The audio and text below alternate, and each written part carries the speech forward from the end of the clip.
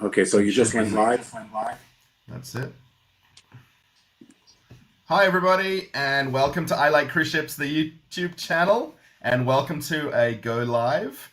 Now, the toughest thing we're going to have is, okay, we have a special guest, by the way. This is Neil. Neil, you can say hello. Now, the only thing is we're going to find is how many people... Oh, I can see live in the corner there. So, okay, we're good. So, everybody, this is a bit of a test, and it could be something we can do more often, right? You can do back and forward now, Neil. It's no worries. Okay. It's not all about me, by the way. No problem. I'm just here as a guest, but yeah, no, this is going to be fun, and hopefully we get a lot of people and get some questions All right. and talk about cruising. All right. So if I...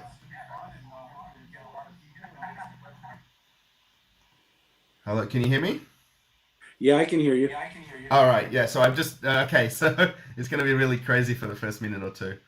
All right. So yeah, now what it is, I've got it live on YouTube, and I've just got rid of the volume so I don't hear the feedback. So there's 4 people live now in the chat already.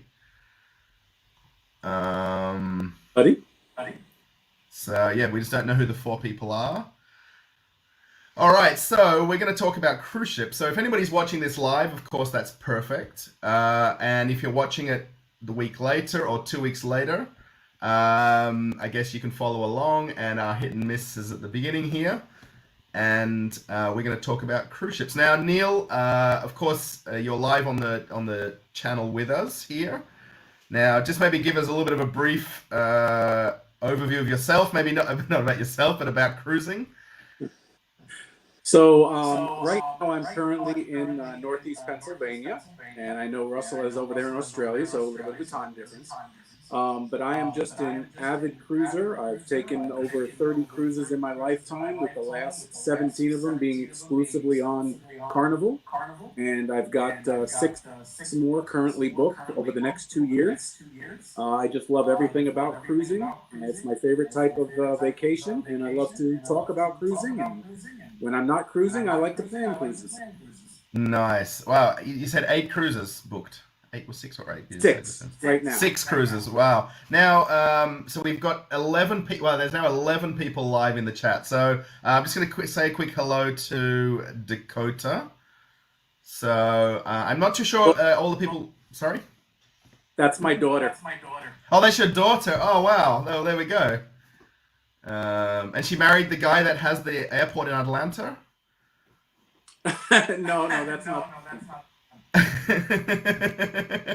Well, that's kind of cool. So she knew about the live, so that's pretty neat. So, of course, part of the chat that we're going to talk about, we have one question that we've saved up.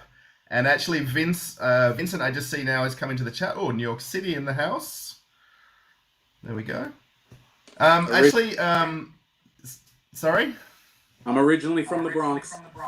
Oh, okay. So don't they call it, you're a snowbird then, where you've moved? No, south? snowbird means that I live in the north, but I go to like Florida for the winter times. I Right. stay here in the Northeast because I like the winters, and I like the cold, and I like the snow. Mm-hmm. And how's the weather now then where you are then? It's about 25 degrees Fahrenheit, and we got about a foot of snow on the ground. Wow, so that's minus 25 would be minus. Isn't it about 30 is 0, right? So in Celsius. So we're in the middle of a heat wave this week. Yesterday was in Celsius was just about 36, so right on 100. Wow. And then 2 days ago, so that today's Sunday, so that would have been Friday, we had 42 Celsius, which was 105 or 10 or something, 105. But that's now what's important to remember in Perth is we don't have the humidity. So where you hear people talk about 100 degrees over in Las Vegas or in Arizona, it's just just hot, like burning hot, not sticky hot, sweaty hot. So it's kind of a different hot. So Vincent, yeah. So Vincent's saying hi there. So Vincent did actually have a question, but I didn't give it to you ahead of time.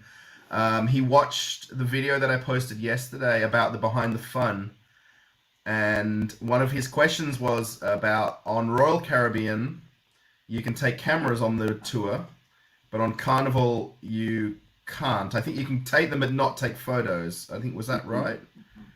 No, they take your camera at the start of the tour and do not give it back to you until the end of the tour.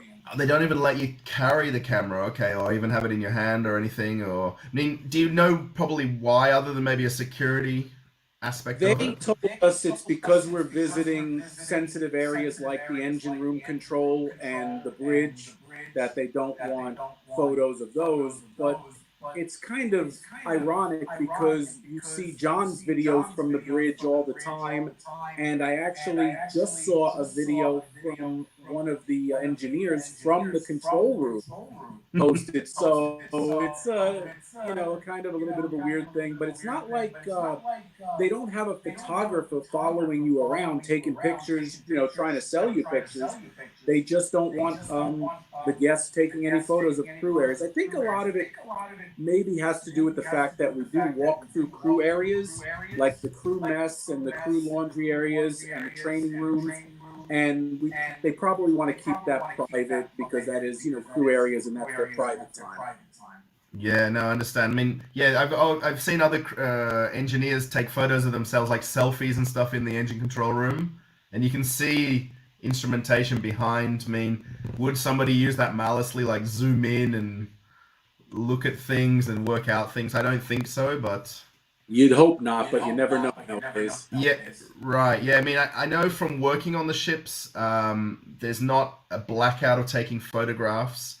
The social media policies basically encourage us to be always positive about cruising, always take happy, friendly, positive photographs, not where we're kind of, drunk with 100 beers on the table and things like that. And Right. they years ago it was sort of very open and no worries, but with social media playing more of a part in cruising and people posting more instantly, I guess they don't want us to kind of portray a negative aspect of the cruise industry. Yeah, I mean, ultimately, it's still a business, and they have to maintain their business model and their exposure to the public. So obviously, we know that things happen in any business and stuff goes on behind the scenes. But from a company standpoint, they've got to maintain a positive outlook for their customer base. Okay, we have a question right here from Cards by Glenn. Spade Strategy. That's interesting. So these are YouTube names, by the way. It's not their Facebook names, or it's their name on YouTube. So, yes, Cards by Glenn. Why do you mostly cruise Carnival? I'm going to ask that to you. I guess that's probably easier. Well, I tell you, it's ironic because when I started cruising in 1992, I was living in Florida at the time, and I took a lot of the smaller cruise lines that are no longer in existence, like Dolphin Cruise Line, Premier, Big Red Boat, stuff like that. And I liked the small, intimate feeling of those ships where there was only about 800 passengers. I was exposed to my first Carnival cruise in 1999 because it was a friend of mine's wedding, and they invited us to go on their honeymoon with them. So we sailed it, and I actually had a big problem on that ship because I was so used to being able to get off the ship in the ports, buy alcohol, and bring it back to our cabins. Well, the first time I got on Carnival and we went to, I think it was Cozumel was our first stop, I went and bought a couple bottles of vodka, a couple bottles of Kahlua, came back on the Carnival ship, and security confiscated it. Well, needless to say, I almost got into a fight with the security guard. My buddy had to kind of whisk me away. I was a little upset over that. And ever since then, I said I will never cruise Carnival again. And then about 12 years later, in 2011, I decided to book my second Carnival cruise, which, by the way, was on the same ship, the Imagination. And we just got hooked. And it's my wife it was her first cruise, and we've done 17 of them since then, from 2011. And I think the main reason that keeps us coming back is the staff. We love the people. I mean, we've been to all the ports. We've done a lot of the ships, all the different kinds of ships, and they're all great. They're all wonderful. but we have made so many good friends and close friends, like Russell here. You know, we've met online, we met on the ship, and we keep in touch. And we've just got so many of the crew members that are like family to us, and we love them, and that's why we keep coming back, is because of the staff. Oh, thanks. Yeah, thanks. No, I completely agree with. I don't know a lot of other guests that I meet. I guess I'm coming from working on a ship point of view. You're coming from cruising. I think that's pretty much one of the number one answers always. It's pretty cool that you cruise on some of the older ships, the Big Red Boat. These are right about when I started cruising. I mean, it pretty much dates to 20 years ago when I started on my first ship. So, and they were just around then. And now, of course, pretty much they're all slowly going away. There's not a It's question funny here, but because yeah. I remember when you would see like your wait staff or your maitre d' in the dining room, and then you'd see those same people up on Lido deck serving you drinks. And you know, with a ship of only 800 people, it always amazed me how no matter where you were on the ship, they always knew your name. They Right. always called you by name, and it was just, you know, you got friendly with them, and it was just a great feeling. There's some sort of skill in this. I think the Indonesians, the Filipinos, the Indians, they have a very just a skill about knowing, remembering people and remembering faces. I mean, I would struggle to remember a guest coming in the store, maybe from what they bought or what they previously bought or what a T-shirt they were wearing. I'd remember it like that. But how they can remember literally, I'd say, hundreds of names, and it really is a skill that's not everybody can sort of do there. Yeah, Uh, it's amazing because you think of how many people they see on a weekly basis, and you know, I'll cruise with, you know, say a certain bartender, and then 2 years later, I'll see him on another ship, and they remember you, and I'm like, wow, that's amazing. It just blows my mind. yeah, it's. I mean, actually another thing that I've always got this funny thing about on the ships is when you're working on the cruise ship, like we'll take the Horizon. I have this question for other crew members. How many other crew members' names do you know, other than the few that you work with immediately? And even if you kind of ask what's the captain's name, the chief engineer's name, and some people don't even know them because they're so focused around the area that they're working, and particularly being more face to face with guests. Like a cabin steward may not even see the captain or see the chief engineer on a day-to-day basis, and they'll see their guests, you know, 5 or 10 times a day coming and going in the corridors. Um, Yeah. Well, like I always say about the staff, I always remember the good tippers. yeah, right. All right, we got a little question here, which these are all without notice, by the way. These are the ones coming up in the chat. So, what are your thoughts about something as simple as the cleaning staff going from room to room and could spread something like COVID extremely easily, not including all the common areas? Now, of course, there isn't, or there is a few cruise ships sailing right now, and obviously we haven't been on them to know how the interaction is. But what's your take on this question?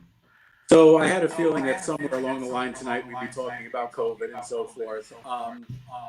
I'm the type of person that I don't let stuff bother me, and I don't worry about stuff that I can't control. So when it comes to a question of if I'm worried about COVID being spread on the ship, no, I'm not.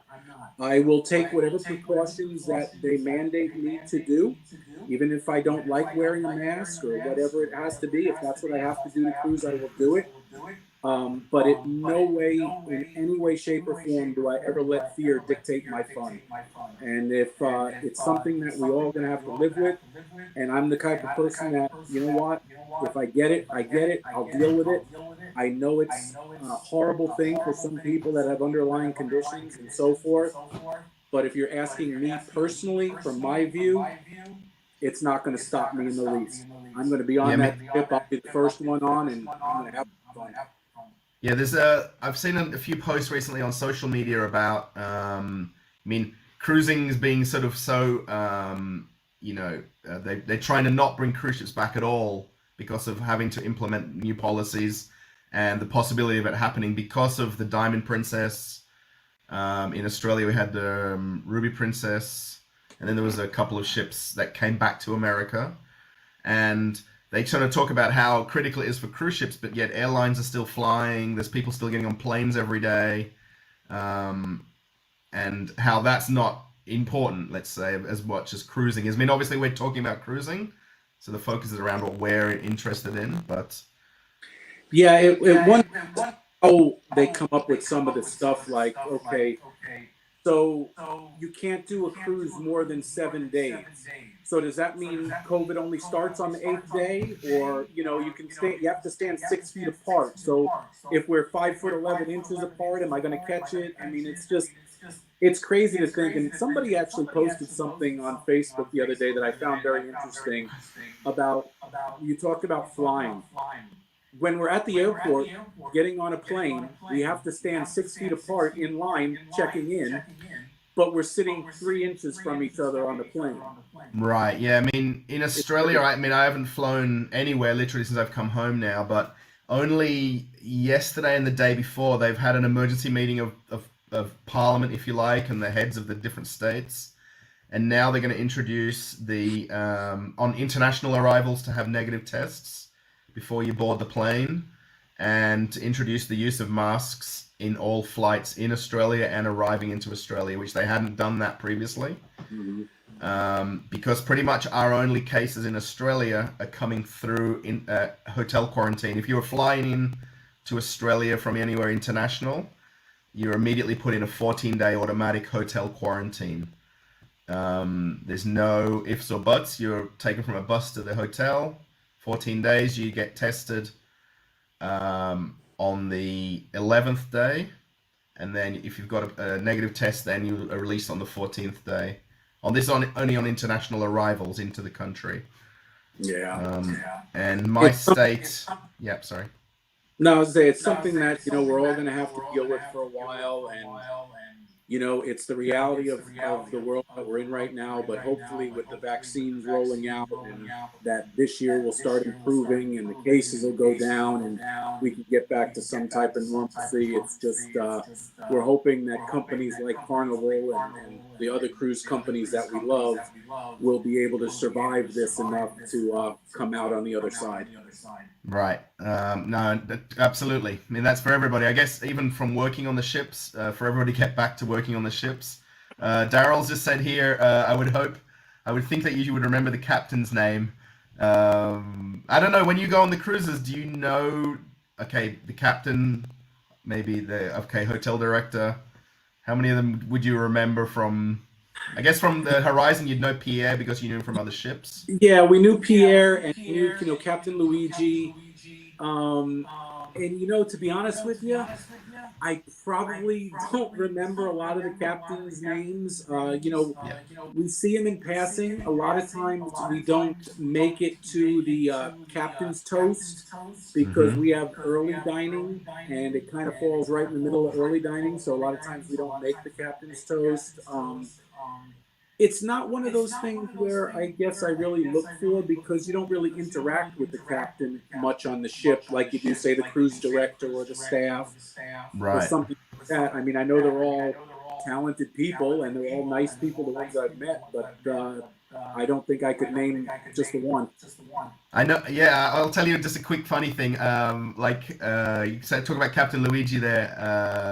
He was coming in the shop, just passing. They'd never really come shopping and spend money. But when his wife was cruising, she'd come in the store. But like every time I kind of met him, I get a little bit starstruck. Like I don't know what to say to him. Like, do you talk about the weather? Do you talk about the ship's engines or something? Or and I never knew. I will always like fumble what question to ask him because he's the captain. You kind of give him that respect as a captain, right? And Well, if you're looking for a conversation starter, they're all Italian, like me. So just ask right. them when their favorite pizza is. No, on football team, I guess. All right. There's another. We got a quick hello here. So Noah Jason. Noah. I guess is that a girl or a guy's name? Do you think? Is that Noah or Neo? Neo. Oh, maybe Neo from the what's the movie Neo with Neo in? No, you're thinking of Finding Nemo. Oh, Nemo. Okay. All right. So we'll just go to. Oh, I've got a friend here from a long time ago on cruise ships. So on the cruise ships years ago, I was always called Skippy, and that's it's not really a slang word for, but it's usually an Australian slang word for an Australian. We call skippies. And I don't know if you know Skippy the bush kangaroo. Have you heard of that? No. So think Lassie and the whole TV show of Lassie, but Right. put a kangaroo in Lassie's place. And that was Skippy. And that was Skippy, and he would save people, trapped down at the whatever the river or something, or he'd jump back to somebody's house to tell them that there's danger, and I was called Skippy for a long time, especially in the first few years I was working on cruise ships. That's funny too about that. I Yeah. always knew you by a different name. Oh, okay. All right, yeah, from the horizon, from the beginning, right? I was so cautious about it, and when I look back now, I'm like, I shouldn't have probably really done that. Like the secret squirrel, right? I think that's what you're thinking of. Yep. Purvis asks here, thankfully there is still no proven cases of surface transmission. I guess we're going to have a bit of COVID Uh-oh, stuff. you forgot. Sure, if a staff member coughs near you, there is a chance, but someone cleaning the cabin will be no more dangerous than in a hotel room. I think that's Well, I think that with the cruising, once they start and have to follow the CDC mandates to get the ship certified, that the testing of the staff on the ship is going to be second to none. So I wouldn't worry about the staff as much. But and some of the other guests, obviously, we don't know in writing yet what it's going to be. But I'm sure we're going to have some kind of pre-boarding test and so forth. They're going to do everything they have to do to ensure the safety of the guests and everybody. So it's just one of those things where I can't say I'm going to, be fearful of it. And I probably honestly won't even think about it on board because it's just not any more than you are in a day-to-day situation at home now, right?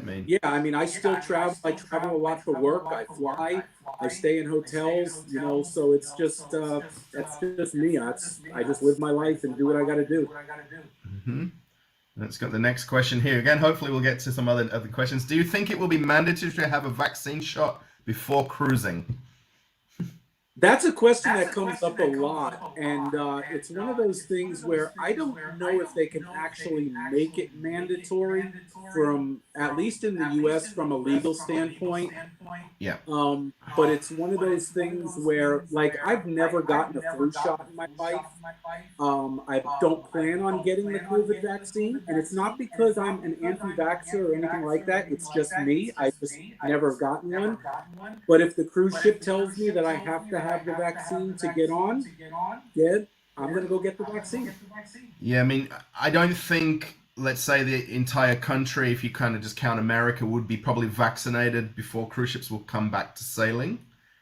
So the amount of people who will be vaccinated, let's say, before a cruise starts, like even if you look at Mardi Gras for April, all of those 4,000, 5,000 people probably won't fall under the, let's say, emergency workers for getting vaccinated, healthcare workers vaccinated, and most people cruising probably aren't those people. Right. I mean, I may ask you the question on the pre-health, questionnaire, because I know that here in the States that when you do get the vaccine, because my sister is in the medical field and she just got vaccinated a couple of days ago, that when you actually do get vaccinated, they give you a card to show that you have had the vaccination. So you actually have proof of it.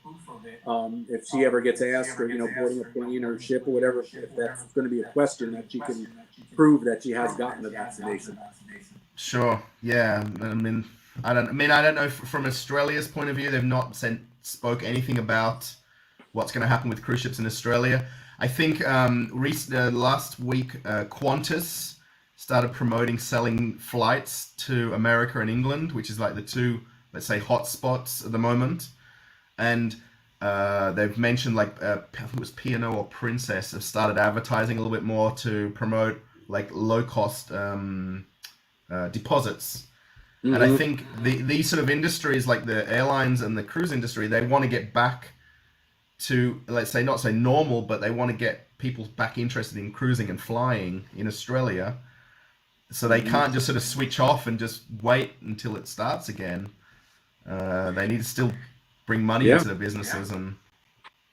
I mean, they have to do it. I mean, scared. I mean, it's a real thing that's out there, and there's a lot of people that probably love to cruise, they love to fly, and love to travel. But if you look at the population on a cruise ship, I mean, yes, Carnival is advertised as the fun ship, and they have a lot of younger clientele, but there are a lot of the older senior population that are on these cruise ships that are more susceptible to, getting something.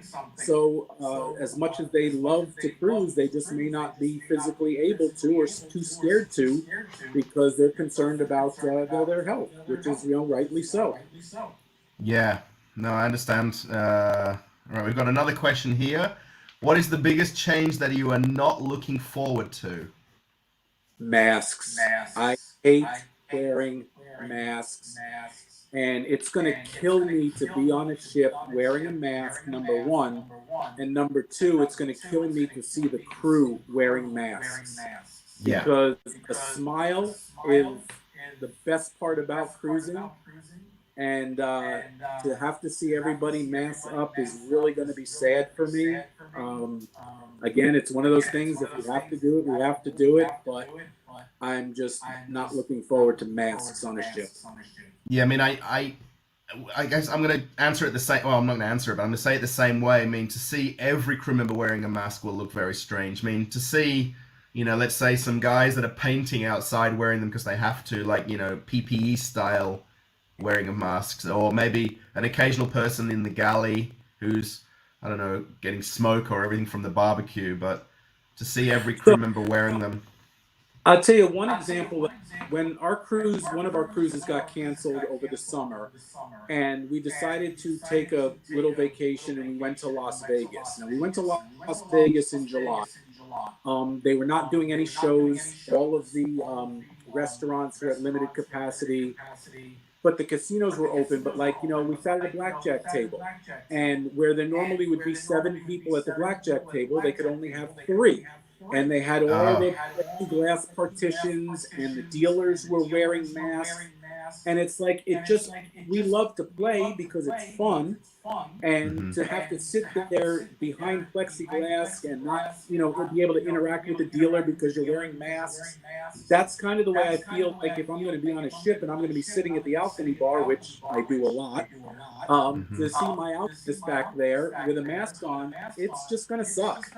Yeah, and the fact that I mean, if we've both got, let's say if there was a negative test situation where we both got negative tests and there's no, I don't know, you could say community spread on the ship, there's no spread on the ship, so everybody should be equal. Right. Then, I don't know, did you watch the video? I don't know what the channel is. The two guys that took the cruise from Europe to Barbados. Is it Cruising with Ben and something or other? They No, I'm took not. one of the smaller luxury yachts, like the Sea Dream 1 or 2. They boarded the ship, I think it was Norway. They did a cruise in the Norwegian fjords. Then they cruised over to Barbados. And there was only 50 guests on the ship, I think, or 60. Did you see that at all? No? No, I didn't see the video. I know Yeah, that so a bunch they of Europe basically, yeah, passing. they had to do, so when they came on the cruise, I think they had to have a negative test. And then they didn't have to wear masks because they believed with such a small amount of people on board and everybody having negative tests, it wasn't a situation, an issue.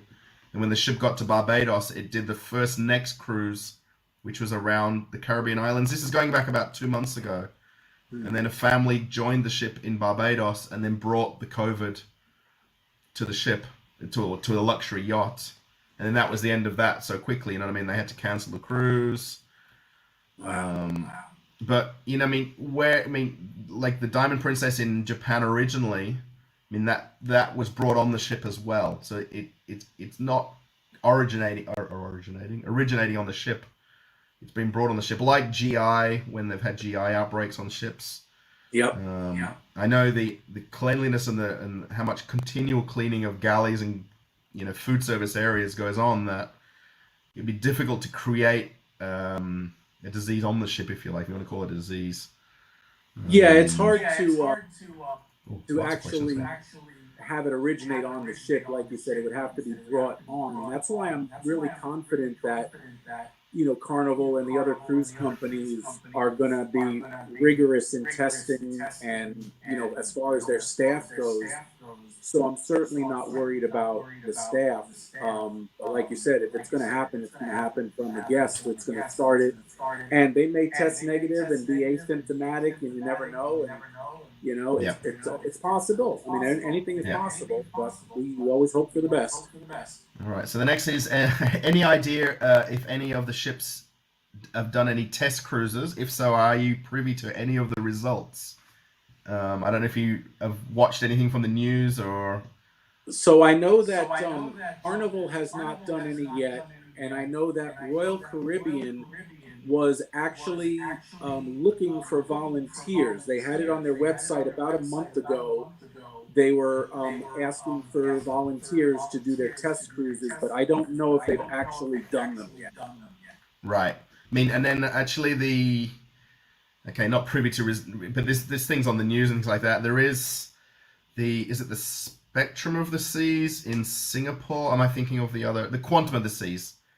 There is the Quantum of the Seas that's sailing out of Singapore with only Yeah. Singapore guests or residents, and it's not doing any cruises. It's doing 3 or 4 day cruises to nowhere.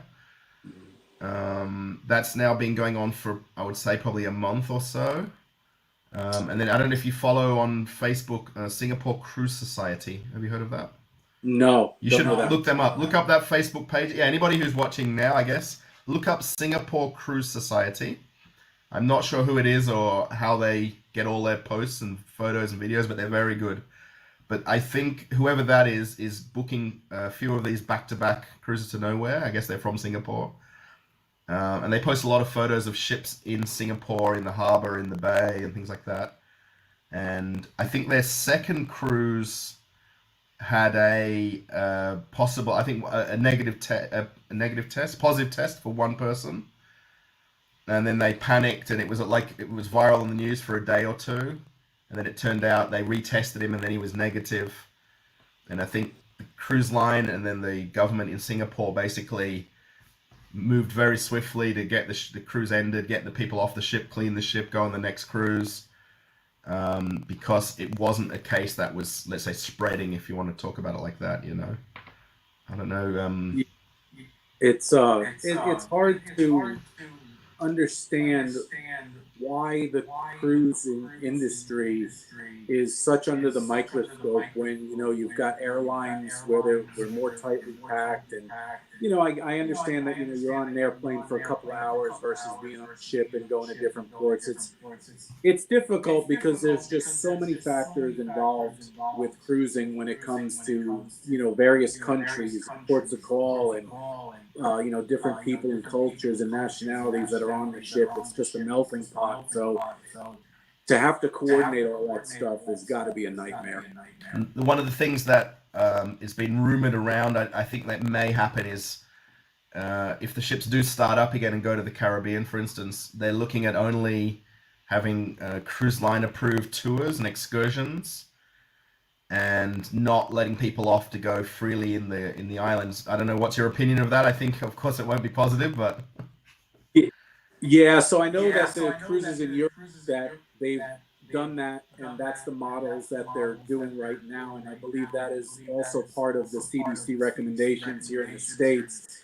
That is the person a little while ago asked about, what change are you not looking forward to? And that's got to be another one for me, because of the fact that we've cruised so much and we've been to just about every port in the Caribbean that unless it's something special, we don't really do the ship-sponsored excursions. We like to go off on our own and do our things, even if we just go off for a lunch or something.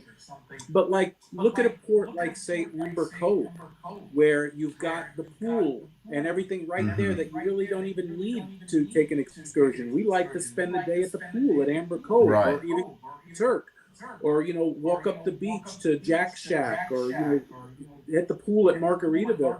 There's so much to do there at the ports that you really don't need to be on an excursion. So I'm really curious to see how they're going to handle ports like that. When I mean, I can understand in places like Freeport, where there's nothing to do. Well, just a little bit of shopping. I mean, years ago you used to dock at Freeport, and it was nothing but an oil yard. Yeah. But certain ports are where you're tendered and stuff like that. So it's going to be interesting to see, and that's I think that's going to be a hard pill for a lot of people to swallow that don't want to spend the extra money on excursions and want to be able to get off the ship and do what they want. And they may not be allowed to. Mm-hmm. No, I understand. I'm just going to show here. We have a super sticker of $5. I'm not sure what that means, but that's from Daryl. I'm going to say Daryl. Daryl 51. That could be a lady's name again. But I'm not sure what a super sticker is, but it sounds good. Let's just go back. We'll answer through the questions. Okay, guys, so what we're going to do is we're going to continue the chat through till about, so in Australia it's 9 a.m. and for you it's 8 a.m. in America. 8 p.m. So we're going to go through till, 8 a.m. 8 p.m. p.m. Right, we're going to go through till 8:30 your time, or just before that, and then 9:30 my time here. And then we're going to switch over to Facebook. So we're going to try to get through these questions here. I think it's not necessarily that there's people interacting live here. There is, of course, some questions, but maybe people will watch this back later and take some hindsight from it. Where are we here? You probably know this one because I think you've been on the Panorama, right? Going on the Panorama in July. Have you experienced this ship? Yes, so we were actually on the third and fourth sailings of Panorama last year. We did the Christmas and New Year's back to back. Wonderful ship. I love the Vista class ship. And of course, being the new flagship, it had nothing but the top employees and staff on there that we've seen from Horizon and Vista when we did the early sailings of both of those ships. And of course, our son absolutely loved the Sky Zone trampoline park on the ship. That was a lot of fun.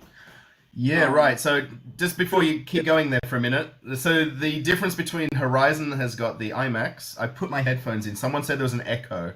And then the trampoline park. Now, was it cool? Is it interesting? It was. I mean, I didn't go in there, but my son did, and he's been to the land-based Sky Zones, and it was pretty much, other than a little bit smaller than the land-based ones, it was pretty much the same thing. He loved it, had a blast. I thought it was a great idea to have something like that on the ship, something different. So it was really wonderful. And then, of course, the other biggest difference with Panorama versus the rest of the fleet are the two new shows in the lounge. I won't really give them away. I will just say one of them is a very high-tech show that uses drones, and it is absolutely amazing. Ah, okay. So no, I haven't been on the Panorama. So for me, working on the ships, I work for a company that operate the shops on board, and the shop operators on Panorama are different from the ones on Horizon. Carnival now uses 4 companies. I keep mistaking the number of different companies now. So I know it obviously been a sister ship to Horizon, but I didn't really. I haven't been on the ship, so new shows. I guess that's a big thing over the years, right? For you cruising on back-to-back new ship launches, that they've got to bring out new things for you, right? Yeah, so it's kind of a little bit bittersweet. It's kind of a 50-50 toss-up on it because, we did the 7th sailing of Vista, which was over in the Mediterranean. Then we did the inaugural sailing of the Horizon, again out of Barcelona. And then we did the 3rd and 4th sailings of Panorama. Love the ships. I think loved all the new shows, especially on Horizon, the 3 new shows, and then the 2 new shows that they debuted on Panorama. But one of my biggest complaints when we first got on Vista was the fact that the Liquid Lounge went from the fixed seating to those god-awful blue chairs. And just created such a mess and disorganization of the audience and being crammed in like you're in a baseball stadium and not having a table to put your drink on. We didn't like that part of it. But then when we got on Horizon, and saw all the new shows on Horizon, well, we understood why they did what they did and made the movable chairs, because the shows now and the stages now come out into the audience. It's much Right. more Yeah. interactive with the audience, and the shows are as good, if not better, than any Broadway show you'll ever see. It's unfortunate that they had to, forego the bench seating to go to those chairs, but when you see the shows, you'll understand why. Right. No, that the thing with I can't remember the name of the shows now on Horizon. The one where they had the tables in the lower seated area, then they had the guests sit around each table, didn't they? Oh, that was Um. the '50s show. My Oh. wife's gonna have to help with the names of the shows. What was Um. the name of that show? That the '50s themes show. There was Soulbound, there was Celestial Strings, and then the '50s themed one was I can't remember the name of the show. It's killing me. Havana Nights. It's not Havana Nights. No. No, No. it was like a '50s gangster club theme. Oh, like a Cotton Club type theme. Mm-hmm. If Because they somebody had remembers out T-shirts. there, type Didn't it they in. have?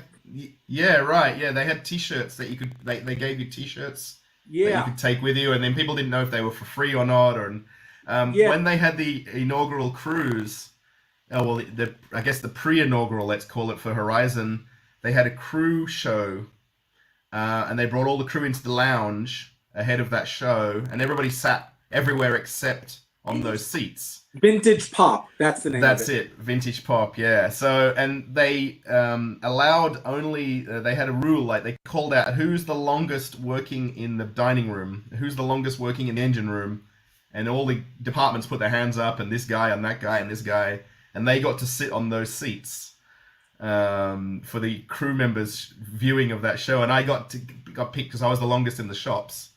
Nice. Yeah, so I got to sit right there, and it's really weird, like from me, because I mostly work right when the shows are on every time, so to be right there in the stage, right when, and then when the dancers come up to you or come near, but now you know them, right? So Yeah. you like you don't you kind of want to just like stand there like frozen and enjoy the show. I guess from your point of view, maybe you don't know them all personally as much, but We get to know them, it's that's for sure. uh-huh. Yeah, it's very interesting. Let's see. Why is like cruising is being singled out? Yeah. So okay, well we'll have one last COVID question, unless there's more that's going to come along. Why is it almost like cruising has been singled out? I guess that's what we've sort of talked about a little bit here already. Yeah, I think just because there's so many factors when you're talking about, a mass amount of people that are confined in a certain space for days upon days, and you're dealing with people from other countries, you're dealing with stops in other countries. It just becomes a melting pot, and it's just, I guess it's harder to control. Like, every country puts out their own controls, and we have the CDC here, and you have your authorities there in Australia, and it's easy Yeah. to take care and put rules in for your country. But when you're dealing with a ship which is basically international, it's a little bit more difficult. And it does seem like they're being singled out, but I guess they also have a lot more to deal with than just an individual country does. Yeah. No, it's right. I mean, like you say, the population of people on a cruise ship. I think that's really the key. I think by then they will have see-through masks, so you can see the crew members smiling. That would be great. um, I can't wait to get on the Mardi Gras. I guess that's Daryl's putting a lot of questions. That's really good, by the way. That's okay. I can't wait to get on the Mardi Gras. I think you're kind of excited, but like you said, you're I apprehensive. I am, because again, it's another new ship. It's a larger ship, and it's so funny because my two favorite things in this world are cruising and roller coasters. So to have a cruise Ah, coaster is like heaven for me. So we're really looking forward to riding Bolt. But the thing I do worry about is the fact that having 6,000 people on a ship. When we first went on Vista, we felt like we were on a ship with 4,000 people. mm-hmm. And, we kind of talked about it a little bit, but for the viewers, if you look at the layout and the deck plan of Mardi Gras, compared to like even say Vista class ships. You've got your three decks on the inside that have the majority of the common areas, and then you've got your decks up top with all the sports and the Lido and the pools and stuff. So it's pretty much almost the same layout for common areas, but where they upgraded Mardi Gras is they added three additional decks of nothing but passenger cabins. Uh-huh. So that's the point. That's the part of it that kind of concerns me a little bit. Is I want to see um, what the feel of the ship is going to be like. When we were on Vista, we felt like we were on the ship with 4,000 people. But when they made, I know they made some subtle changes to the flow of traffic on Horizon versus Vista. The walk paths in the buffet area and around the common areas like Alchemy Bar and stuff were expanded a little bit more. There weren't as many obstacles to get around. So even though we were on the Horizon with 4,000 people, it didn't feel like it. You know, they had Mm-hmm. those extra stations set up in the Lido buffet and the marketplace for people to get food. So now instead of having two lines, you've got the two lines and four areas to go to. So the flow was a little better on Horizon than I thought it was on Vista. So I'm really curious to see how this plays out on Mardi Gras. Yeah, no, I agree. No, that's from what we talked about a little bit off screen at the beginning here, and then now the same way. I mean, there is also, I mean, okay, we haven't cruised on them, but there is the sister ships to Mardi Gras that are prior to the Mardi Gras. So there is the P&O, isn't it Iona? Iona? Yeah, And the Costa, I don't know the name of the Costa one. We should know yeah. I this know one. there's two other of those LNG ships that are out there now. Toscana. Am I getting that wrong? Costa Toscana. Either. And Costa P&O Britannia. Or am I? Oh, no, Iona, I think. So, I mean, the cruise lines are quite famous for this. That they, especially the bigger cruise companies, where they're building sister ships for other cruise lines, and then obviously changing the interiors and the, you know, the name, not the names of the lounges, but the what they look like, the interior fit outs. But I guess we haven't got any feedback from the other ships. Well, What I'm they've curious to said. see if any of the your followers or the viewers, if they've been on any of those monster Royal Caribbean ships, and you know, get their thoughts of what it was like being on a ship with 6,000 or 6,500 people. It's always amazing, right? I mean, nobody on Royal Caribbean ever complains about anything. I mean, okay, we're a little bit biased about Carnival here because we both cruise on them Yeah, and work on them, but the other cruise lines, the ships don't rock as much. They're not as busy. The engines are quieter. Wherever they sail, the seas are calmer. yeah. Well, But that's what is happens when you're the big boy on the block like Carnival. You got to take the most heat. right, yeah. Donna's saying that she's from San Antonio, Texas. I love San Antonio. Been there a couple times when my oldest daughter graduated Air Force boot camp. Went to the Oh, Alamo and did a couple of the sites in San Antonio. Great place. They have a little yeah. diner there that serves a Oh, 3 pound cinnamon roll, and it's amazing. whoa. Is that like if you're gonna eat it, you get it for freestyle, or is it Yeah, it's pretty much could serve like a small army. They put the glaze out in a 5 gallon bucket. Oh, here's a little bit of a different question here. Oh, not question, but just a comment. I will miss the fantasy. Thankfully, we have the sensation booked for June 21 and November 22. So, as we know, the ships are now at the shipyard in Turkey. What's your thoughts? You know, I've sailed on every class of ship that Carnival currently has, and I can honestly say that my favorite classes are the Dream class and the Vista class. But when it comes to the smaller ships like the Fantasy, and you know, my first two Carnival cruises were on the Imagination. Oh, We've done the Sensation, we've done the Ecstasy. So you're looking at little pictures or I'm ships on the looking at wall my there, aren't you? so right over here on my wall, I have a collection of magnets from around the world, and I have custom magnets made with every Carnival cruise that I've been on. Ah, I So saw a let me guy with coins. He had custom coins. yeah, well, that's another place, but like here behind me, Look if at you look that! over here, you will Wow. see. all of my Carnival cruises. Oh, Oh, where'd I go? let's. Oh, I'm trying to get you on your own, but I don't think I can. I'm trying to get you on your own. That's all You're right. there. Oh, oh, and you've got the name badges. Check that out. Yeah. They're So we actually name badges, or they're little. Oh, they're little cards with the names of the they're cruise that you went on. magnets. Yeah, they're magnets. Ah, and you've had those made. That's Yep. crazy. That's very cool. Right down to our Oh, last one, panorama. yeah, right. Those circular ones, the pewter ones. So, Ah, as you get wow. older, your memory's not as good, so I have to have a reminder of what ships I was on. Yeah, and Vincent just mentioned their vintage pop, so he knew the Yes. name of. Oh, they. Oh, and then he's got another question back there. So the ship in question, okay, ready pension retested. Negative ones on Royal Caribbean Quantum of the Seas, according to Singapore Travel Guide Facebook group. Yeah, so I think it's Singapore Cruise Society. Maybe there's another version of that Singapore Facebook page.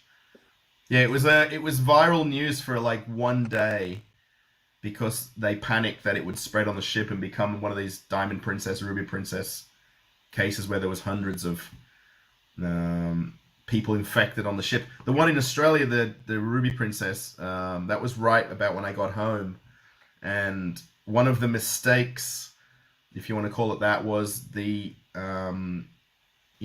them letting them off the ship, of course, Mm-hmm. and the health department in New South Wales is where it is in Sydney. New South Wales Health, and then the immigration and customs basically didn't properly interact, allowing them to not leave, knowing that they were infected.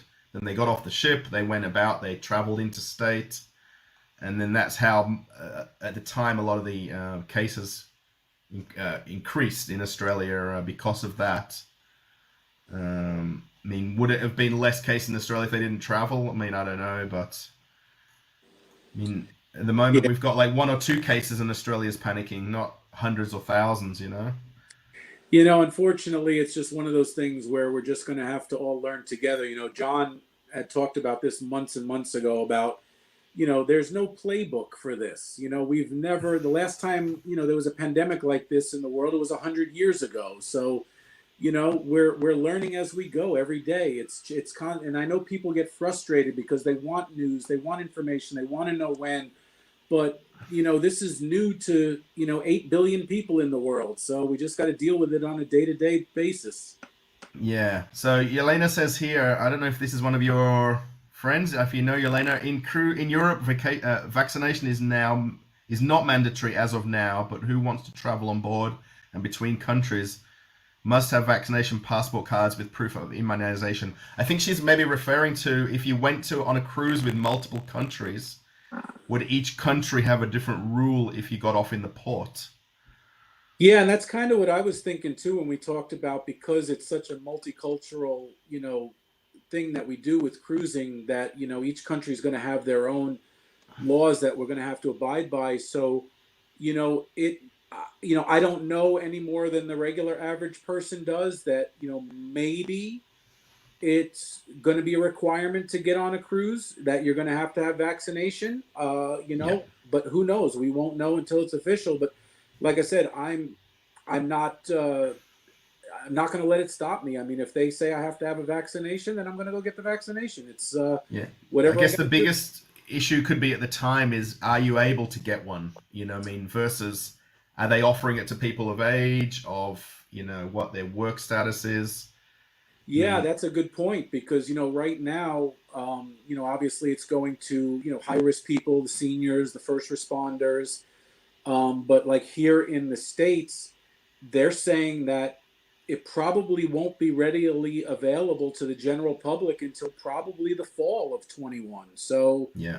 and it's a concern of mine. We had 11 cruises cancel in 2020. We every time we had a cruise booked in a month and it canceled, we booked for the next month and the next month. So overall we had 11 cruises canceled, but now our next one is in July, and it's a back-to-back European cruise where we're on the ship for 21 days. So I'm Yes. really curious to see how that's going to play out. We have to fly to London to get the ship in Dover, and I'm curious to see how that's going to work out.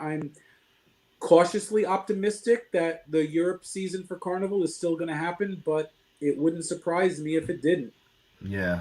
Vincent says, when and if cruising returns, will trivia be played? It better be. You guys are avid trivia. Have you got? You must have like more medals than Michael Phelps, have you? Or we go. I love the trivia. Like I'm a big music person, and '80s it was my decade. hmm Nobody could beat me at '80s music and one hit wonders. And then even before when they used to have the Big Bang Theory, that was like my favorite show. So nobody could beat me at those trivias. But we make it a point to win, one ship on a stick on every cruise. So we have one from every ship we've been on, hmm and then whenever we win more than one, I just give it away to some of the kids on board in passing. I get my one ship, and that's all I want, and then the rest of them I just give away. All right, I'm going to ask you a follow-up question to this. How do you feel about people having phones at the trivia's now, with You know, it's everything having social media and internet on board? Yeah, you know what? It's some people are just way too competitive. It's supposed to be fun and but some people get like so into it that I've got to win, I've got to have this, and got to get this. It's like, come on, people. It's a fun game, and if you really got to cheat, I'm sorry, but you got a sorry life. Um, no, I think it's just kind of funny, all these little anecdotes of it. Blong Truckers, we were set to go on the horizon, but it was cancelled. I think that seems to be when I read a lot of social media. I'm in a lot of different groups for different cruise lines, and it I mean, there's a bit of a positive and a negative vibe from a lot of people. Like, people are like, when will I get my refund? I want my refund. When will that happen? And I mean, they're booking tens of thousands of people. I mean, 4 or 5 thousand people on every voyage, Yeah. times how many ships. It's not an easy process to either cancel or refund or change people. You know what I mean? Yeah, well, if you do the math, Carnival alone is sailing 100,000 people a week. Oh, the berths, right? Yeah. Cancel a month's worth of cruises, that's 400,000 cancellations that they've got to go through. That's a daunting task.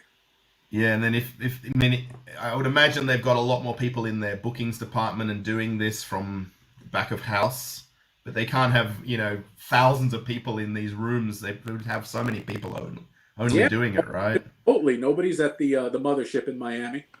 Yeah. All right. So we've got to 9:27 or 8:27 for you. What we're going to do from here is we're going to sign off, I think, and then we're going to jump over to Facebook. So if you're watching this on YouTube, of course, I think obviously people are. If you want to go over to Facebook, I Like Cruise Ships on Facebook, and then we're going to share it then into the groups, right? Is that what we're going to do? I believe so, yeah. Yeah, right. Okay, so I'm going to sign off. Neil, you're going to sign off as well. So thanks everybody for watching I Like Cruise Ships, the YouTube channel. Thanks for watching this 1 hour live. If you really like it, give it a thumbs up. I can't see how many thumbs up are being put on there. I guess we'll find that out later.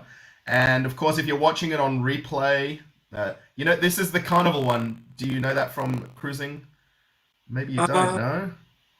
Wait, I've seen that before. I can't remember what it is though. I think you've from the CEO. What's the CEO's name? Oh my God, the lady Oh, of Christine. Carnival, Christine Duffy. Yeah, so she's right into doing this, and I think it was a crew member that started it. Like instead of doing like a high five, you do your own fist bump, and the fist bump's meant to look like the Carnival funnel. Oh, But cool. I don't know how. I think I'm always doing it wrong. And on the ship, we kind of mock it a little bit, about doing this fist bump. And they always want to take group photos with us doing it's called the funnel bump. Sorry, the The funnel funnel. bump. I got to remember that. I like it. Yeah, so it's like this, but you'll see crew members kind of like smiling when you're on a cruise, and you'll go, oh, and deep down they kind of love and hate it because it's become a thing and it's kind of stuck. And it's particularly part of a lot of trainings and customer service trainings. It's become part of that kind of training ethos, I guess. And Daryl says there's 8 thumbs up, so that's really cool. Thanks for those on last cruise. I have bet a few phone cheaters and got my ships on sticks. I too have won on all of my 12 cruises. Wow. Nice. So, all right, so we're going to sign off. We're going to leave everybody a little bit stranded. Thanks for watching, everybody. I Like Cruise Ships, the YouTube channel. Thanks to Neil for being a guest host, I Pleasure, guess. always a pleasure, and we'll see you over on Facebook. Yep, and thanks for watching, and we'll see you again in another live. Okay, catch you later. Bye. I said bye. Bye.